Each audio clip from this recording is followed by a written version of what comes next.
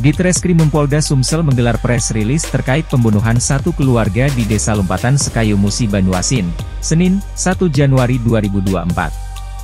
Wadir Reskrim Polda Sumsel Kombes Tulus Sinaga mengatakan, berawal pada hari Sabtu tanggal 16 Desember 2013 sekira jam 9 tersangka F umur 38 mendatangi rumah korban H umur 40 di Desa Lompatan dengan tujuan untuk menanyakan keuntungan dari penjualan HP dan uang sebesar 35 juta rupiah. Modal jual back HP. Sementara itu, tersangka F umur 38 mengaku dirinya hilaf karena korban terlebih dahulu menyerang tersangka dengan menggunakan parang. Saya temui dia untuk menagih uang bisnis jual beli HP. Modal aku sama dia 35 juta rupiah. Saat ditanya dia marah, ujarnya. Aku takut ketahuan jadi nekat habisi mereka padahal tidak ada niat dan rencana. Aku cuma mau ketemu cuma mau nagih uang bisnis HP, ini yang ketiga kali bisnis HP baru, aku tidak tahu dia kenapa dia marah saat ditagih, kata tersangka. Berikut pernyataan Wadir Reskrim Polda Sumsel. Tentu kita awali dengan bersyukur kepada Tuhan Yang Maha Esa. Saya percaya bahwa kesempatan itu semua. Baik teman-teman sekalian, seperti kita ketahui bahwa pada tanggal 20 Desember kemarin, Polres Musi Banyuasin mendapatkan informasi dari masyarakat tentang adanya penemuan mayat di daerah Lompatan. Dari hasil penemuan mayat tersebut dilakukan olah TKP, ternyata kondisi mayat sudah mulai membusuk.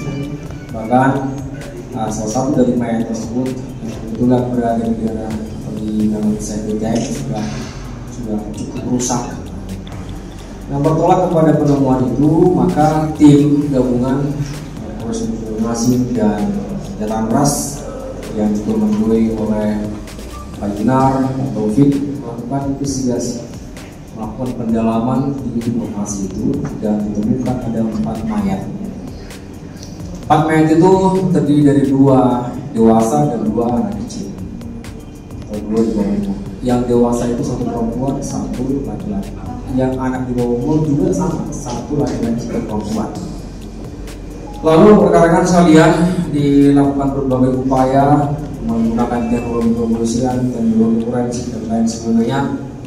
Kemudian kita menduga kuat bahwa si 4 korban ini adalah hasil kejahatan, hasil pembunuhan atau meninggal akibat oleh pembunuhan. Kemudian kita coba untuk mencari beberapa data, kemudian digabungkan dengan hasil TKP, lalu menuju atau mengarah kepada 1 orang pelaku yang sudah berhasil diamankan oleh jajaran kita, Pak Kasubdit dan tim, Pak Kasarasi dan tim berkolaborasi dengan inisial E.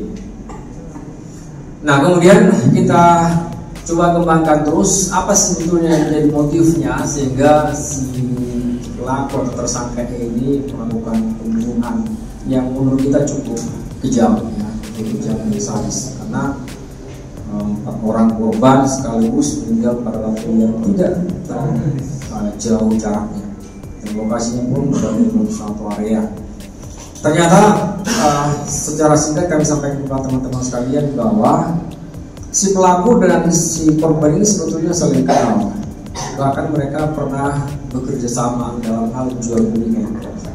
Artinya si tersangka ini menjadi pemodal dalam penjualan handphone. Yang mana modal di si korban inisial H. Kemudian atas penanaman uang tersebut pada tanggal 16 Desember 2023 sekitar pukul 9 pagi si tersangka ini datang ke rumah korban dengan maksud untuk menagih hasil dari penjualan handphone maupun modal yang tadinya dikenakan itu. Ternyata sewaktu ditanyakan tentang modal tersebut, korban bereaksi yang di luar harapannya mereka. Dia justru mengajak atau si korban ini mengajak si pelaku untuk berantem. Dan mereka sempat berkelahi, lalu secara kebetulan di daerah atau lokasi itu ada kayu bakar, telah diambil oleh si pelaku ini memukul si korban H. Pukul berkali-kali, kemudian sampai dikejar ke atas ke rumah, di sini dipukul lagi sampai meninggal dunia atau sampai tidak berdaya. Dan ternyata di dalam rumah itu ada orang tua si H, korban. Orang tuanya sedang ada aktivitas di situ, teriak, secara spontan juga si pelakunya memukul lagi orang tuanya si tadi si H. Dihantam lagi pakai kayu yang sama, tumbang, nggak berdaya, lalu diikat tangannya. Nah, lalu setelah kejadian itu, dua anak kecil tadi mencoba untuk melarikan diri. Nah, terlihat oleh si pelaku ini, lihatnya lari, dihantam lagi pakai kayu itu, dua-duanya pada saat sama meninggal semuanya. Dan salah satu dari si pelaku ini ditendang oleh dia sehingga masuk ke dalam satu tank. 4 orangnya meninggal semuanya. Nah, rekan-rekan sekalian, itu secara singkat kronologi dan konstruksi kasusnya. Dan saat ini si pelaku sudah ditangkap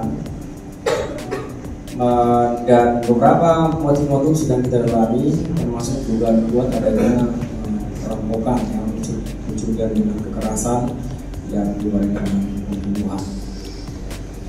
Itu mungkin teman-teman, barangkali kalau ada yang mau kita bicarakan, mau kita diskusikan, Pak Wadi, mereka kan ditangkap di Jambi, Pak Wadi, kan?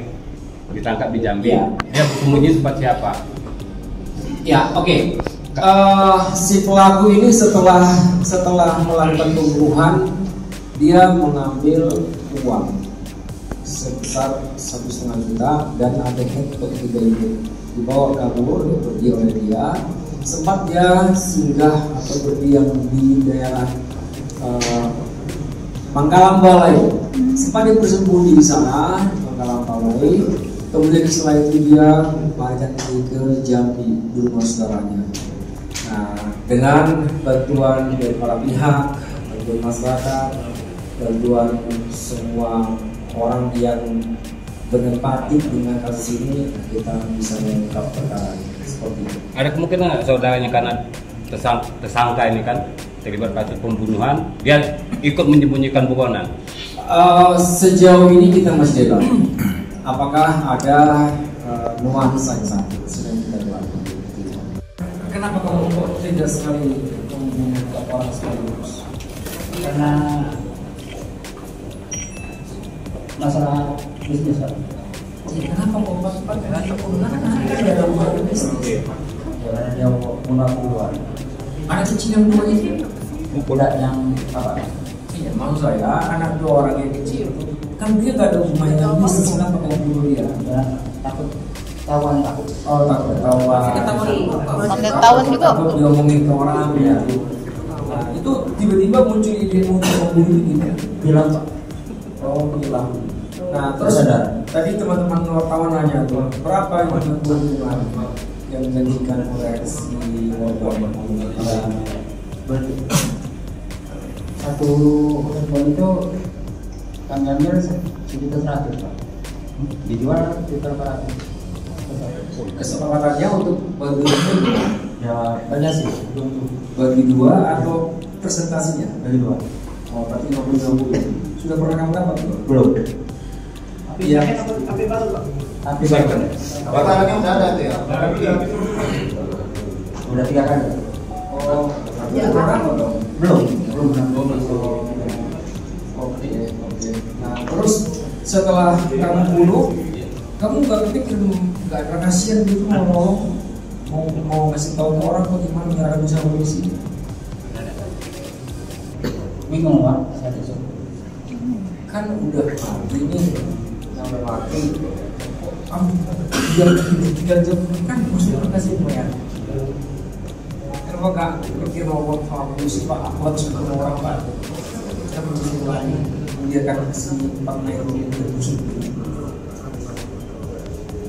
Ya, takut lah. Oke, satu lagi.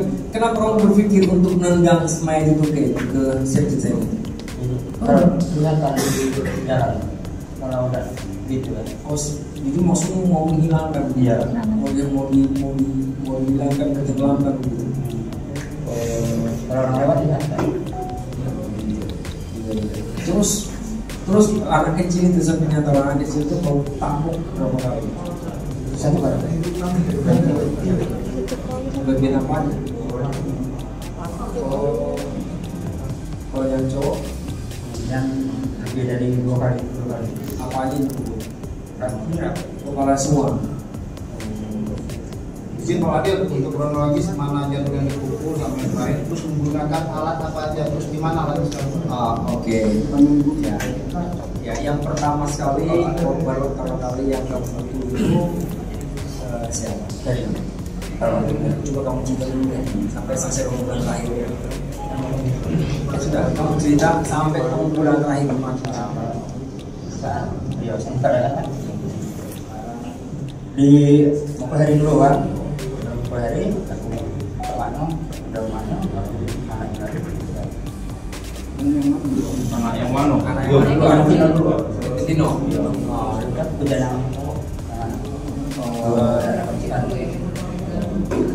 Pakai apa? kayu bakar, kayu buntu kayu. Berapa panjangnya kayu itu? Yung, yang ikat tangan di dalam kamar korban siapa? Korban siapa? Korban yang diikat tangan Luar. Yang dari itu mana? Yang Ini apa emak nih? yang itu dua-duanya. Ngapu diikat? Yung, ngapu diikat? Kan sudah mati, ngapu diikat? Belum mati Pak. Hah? Belum mati. Belum mati. Jadi kau balik lagi nyimok lagi, dia masih hidup kau hantam lagi. Iya. Udah kunci baru pulang. Berapa lama 4 korban itu kamu habisin? Kita setengah jam atau 10 menit, nyampe nggak? Mungkin ada nyampe. Oke, udah nanti yang lain itu katanya hati-hati. Ya.